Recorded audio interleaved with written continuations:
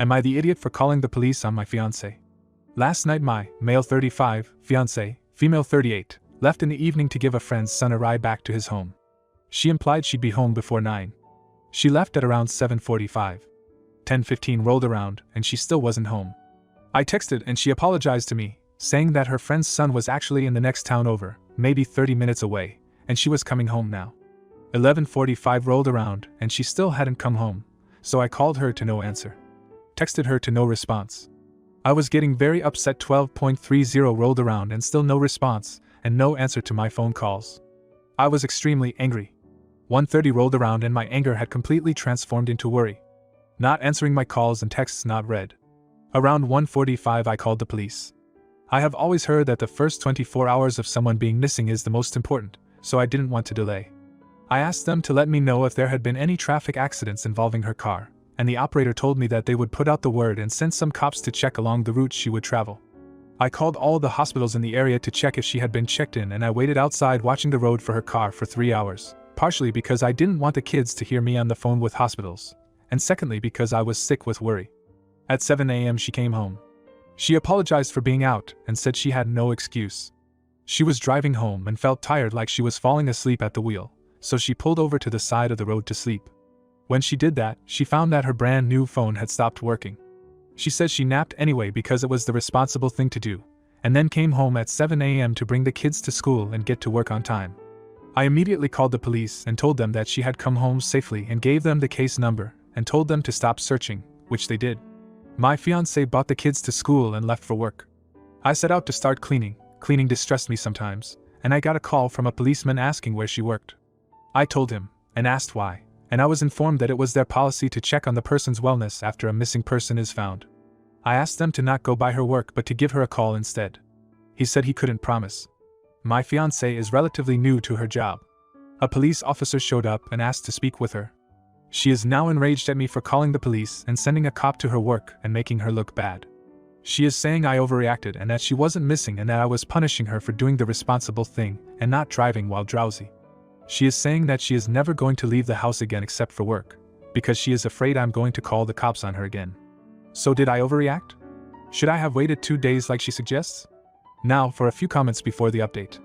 Not the idiot, I don't believe her story one bit. Driving a kid home and disappearing for the entire night is a massive red flag. How does she not even know where he lives when she starts to drive? How old is this kid? Pulling over and sleeping on the side of a road for a 30-minute drive is nuts. She is now turning this around to say she is the victim of your actions. Comment 2. I think your fiancé is getting railed 2 towns over my guy. Comment 3. Not the idiot, but you know that isn't the truth, right? Then the original poster responded with, I did ask her about why her brand new phone stopped working, and she eventually confessed she dropped it in a puddle. But when she got home it seemed to be working. Edit. I think this would be more believable if it had rained in the last few weeks. Edit 2. My fiancé has informed me that she was embarrassed, but the truth is that she dropped it in the toilet, not a puddle. Now for the update. First of all, thank you to those of you who offered kind words and solid advice. This update is likely to disappoint some of you, as it does me. My fiancé and I have been fighting solidly since before I posted my last thread. It's been exhausting. I called her out on her obvious lie and she fumed at how awful I was for calling her a liar. From then on it was as if she was falling down a smooth well, desperately clawing and grabbing at anything she could to blame me for as she went deeper and deeper. I'm not a perfect man, but in this particular situation, I was an angel, so she had nothing to grab onto. I did a lot of soul searching, and I made a call that most of you will hate. I decided to bury the hatchet. I love her very, very dearly. I had no proof of a lie, and I wasn't too concerned about what she was really up to anyway. Our relationship is open, so even if she fricked around, I didn't care much. She still fought with me though. The fight continued to the point where she broke up with me, but not really, which was a common tactic she had used before. I called her on it, and she still fought with me. I asked for space for a night so I could sleep off the exhaustion, and she got upset and told me I was neglectful and selfish for not going to her and making up in person. I am stupid. I am aware of it. Even through all of this, I was apparently able to believe that what she said in emotion wasn't really her talking. Today I was having lunch. Money has been tight lately, for some reason weird, so I flipped through my wallet to find my credit card, which was missing. Well, you see where this goes. She had stolen it. She cited our desire to join lives together and merge finances, and that when I lent her my wallet once, she took it so she wouldn't have to bother me by asking again. This credit card is mine, under my name, and for emergencies only. She was using it for the last month and a half. While she has been decent enough to pay back some of it, there was still a $1,500 balance on it that hasn't been paid. She says that it's here just as much as mine and resents me calling her a thief. A lot of the uses were spent at ATMs for cash withdrawals and some interesting ones at the casino. Those of you who guessed gambling were probably right on the money. At that point, I admit I lost it. I am a very calm person, but there was only so much denial of reality that I could take. It's still blurry, but I said a lot of horrible things to her and am in the process of evicting her from my life. I am canceling everything that is in my name that she is a part of, including the new phone/line, canceling her car insurance, and reclaiming my car that I gave her, and she has trashed. Apparently I can handle lies, cheating, and secrets, but who knew theft was my line? Learning experience. Now thinking back, I can identify lots of sketchy poop that my love goggles blinded me to, but there's a pretty strict character limit. Comment 1. Relationships are built on trust. Her going off the grid on you and lying about her return definitely make trust impossible. Good luck, OP. Watch out for a baby trap. Comment 2. So you confirmed she has a gambling addiction? Or are you assuming? It's not that I don't believe you. I definitely think she's been up to something behind your back. I'm just not convinced she's not cheating. I'm thinking it's gambling and cheating. All in all, I'm glad you are broken up with her for good. How is she taking the breakup? Are you willing to take her to small claims court to replace the stolen money? Then the original poster responded with, very convinced that it's a gambling addiction. No, I won't be going to court. I'm just putting this behind me and moving on. Now, for the next story, am I the idiot for refusing to lie for my wife? We have been together for 8 years. Things are usually good unless the in-laws are involved. There's a history of friction, and inevitably, my wife ends up between the two sides. We are buying a house. My step and my old does mortgages, and they are hurting for money. They insisted that we do our mortgage through them. I refused because we don't want them in our personal business, and they seemingly understood. When we sold, the agent we used was an old friend of mine. 13 years ago, I asked her out, and long story short, nothing came of it. I made the best of it and counted her among my friends. I gave my wife the entire backstory, as well as asked her if this makes her uncomfortable for any reason. She said no, and that she appreciates me telling her. I don't assume anything and always make sure that my wife is aware of whom I associate with, or where I am. There are no trust issues, but we both believe in never hiding anything from one another. We are using her again for the house we are buying. My wife's stepsister does real estate as a side gig, nothing else, and lives rent-free under mom's roof. She has little experience, and what she does have is part-time. We wouldn't use her because inexperienced and unreliable, and we refuse to enable her. My wife has expressed confidence in my judgment that my friend would be a better fit. The in-laws insist that we use the stepsister. They say that family comes first, and that it would help with her children. Understandable. That stepsister is not the best fit for our family's best interest. On this, my wife and I are in lockstep. My wife told father-in-law that the agent is my cousin because he was guilt-tripping her about the importance of using family. He is notorious for doing this to manipulate her, and this has resulted in clashes between us, because her default is to let her dad walk all over her, whereas mine is to assert boundaries. Father-in-law agreed to come to provide his insight for the inspection, as he is a builder by trade. I can easily see this coming up in a casual chat. So you are cousins? I put my foot down with my wife and said in no way will I go along with an outright lie. That's a boundary for me, one my wife knows well. She insists that she would have backed me up. I said I would not ask her to go along with a bold-faced lie save perhaps to save someone's life or some sort of Robin Hood scenario. I added that I had zero input in what she told her dad. I will tell them the truth to a level of detail I see fit. I have nothing to hide, but they are incredibly nosy. I could see them thinking I have ulterior motives. Personally, I don't care what they think. All this apart from the fact that I would expose that my wife lied. At heart, my wife doesn't want to hurt his feelings, and I deeply respect that. I see where she is coming from. However, the line got crossed when she involved me in this untruth. She wants me to play along just to keep the peace, but I refuse to do so. Am I the idiot? To note, the agent is not my cousin. Now for a few comments before the update. Not the idiot, you are right, and you should not be telling a lie, especially one that you'd have to keep up long-term like this.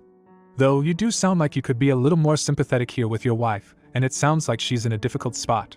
Then the original poster responded with, I had to keep my post within the 3,000 character limit. Truth is, I do get where she's coming from, and when we talked I let her know I'm not taking this stance out of a lack of sympathy. I think it is absolutely crappy that her dad manipulates her like this.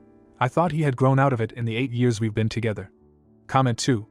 Not the idiot, but this is a prime example of why people, your wife, in this case, shouldn't give excuses when they decline. No, we are using someone else, would have been a better answer. Now for the update. The inspection came and went. The good news, there was no drama. I warned the agent about what happened and my wife filled her in on the family backstory. She was very understanding. Father-in-law did not bring step-in-my-l, but did bring up the cousin thing. As expected, he waited until I was not in the room. He seemed convinced he had met her at a family gathering before, lol, and she even played along. It turned out for the best, because there was no drama. I did not get put in a position of being a liar myself or letting the cat out of the bag on my wife, and there were no hurt feelings on the other side either. That's not to say this won't come up again down the road. My wife is actually more resolved now to rip the band-aid off. Comment 1. Not the idiot, but your wife needs her own backbone. She should have told her father that you were not using her stepsister. End of story. Her father's reaction is irrelevant. Comment 2. Why is your wife's family at the inspection anyway? Then the original poster responded with, her dad has been a builder his whole life, so his input has a lot of weight. Stepmother-in-law usually hovers nearby. Now, for the next story. Am I the idiot for not wanting people at our pool? My fiancé and I own a house with a pool in the backyard. His brother, Jay, had asked the day before if he and his family, wife plus 3 kids, could come over on Sunday to swim after one of the kids' sports games, which was at a park close by to us. Now, my fiancé and I own a business together that requires work from home, on Sundays. Everyone that we know is aware of this, including his brother. I voiced my opinion that I felt it was weird for people to be at our house while we were working in the basement, but my fiancé assured me that it would just be chill.